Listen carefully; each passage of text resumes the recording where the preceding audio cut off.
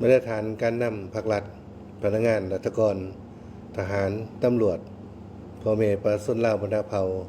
เพื่อนมิตรสหายที่ฮักแพงรัฐบาลจะได้จะตั้งปฏิบัติการสำรวจพลเมืองและที่อยู่อาศัยทั่วประเทศปี2025นี้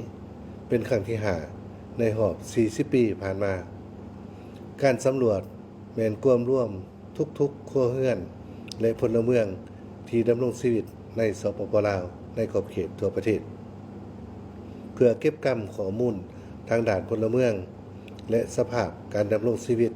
ของประชาชนลาวบรรดาเผ่าเพื่อรับใช้ให้แก่การสร้างแผนพัฒนาเศรษฐกิจสังคมแห่งชาติการติดตามและการประเมินผลการจัดตั้งปฏิบัติเป้าหมายการพัฒนาแบบยืนยงการกำหนดยุทธศาสตร์การพัฒนาทรัพยากรมนุษย์แผนนโยบายด้านพลเมืองและการปรับปรุงเบี่ยงงานคุ้มครองพลเมืองในอนาคตการสำรวจพลเมืองและที่อยู่อาศัยในครั้งนี้มีความหมายสำคัญหลายซึ่งอยู่ในระยะม่วนท้ายของการจัดตั้งปฏิบัติแผนพัฒนาเศรษฐกิจสังคมแห่งชาติ5 ปีครั้งที่9 2021-2025การจัดตั้งปฏิบัติบรรดาเป้าหมายการพัฒนาแบบยืนยงและการเกี่ยมสร้างแผนพัฒนาเศรษฐกิจสังคมแห่งชาติ5 ปีครั้งที่10 2026-2030และเป็นบอนอิงให้รัฐบาลในการกำหนดนโยบายและแผนงานพัฒนาการศึกษาสาธารณสุขสาวหนุ่มแม่ยิ่งเด็กน้อยคนพิการการสร้างเวียกเฮ็ดงานทำและหับประกันด้านประชากรตั้งนายรัฐบาลแห่งสปป.ลาวข้าพเจ้าขอถือโอกาสนี้เรียกร้องมายังทุกภาคส่วนคณะสี่นำระดับชาติคณะสี่นำขันแขวงบรรดาองค์การจัดตั้งรัฐภาคเอกชนองค์การปกครองท้องถิ่นนักเดินสำรวจนักกวดกาตลอดถึงประชาชนลาวบรรดาเผ่าทุกสันคนในสังคมจงให้การร่วมมือและประกอบส่วนอย่างต่างหน้า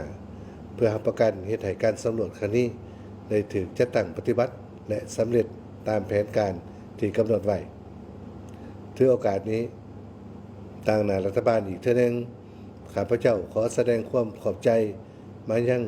กองทุนสำหรับประชากรขององค์การสหประชาชาติที่ได้เป็นองค์การประสานงานหลักกับบรรดาคู่ความพัฒนาและประเทศเพื่อนมิตรที่ได้ให้การช่วยเหลือด้านวิชาการและทื่นห้อนเขาในการสำรวจในครั้งนี้และหวังอย่างยิ่งว่าจะสืบต่อได้รับการช่วยเหลือในอนาคตพร้อมนี้ก็เรียกร้องมายังประชาชนลาวบรรดาเผ่าทุกทนาจงสละเวลาอันมีค่าของฐานและถือเป็นพันธะของพลเมืองในการร่วมมือแก่นักเดินสำรวจและสนองข้อมูลที่ถูกต้องชัดเจนครบถ้วน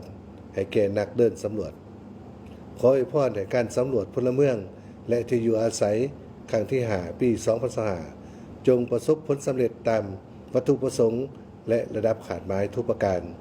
ขอแสดงความขอบใจ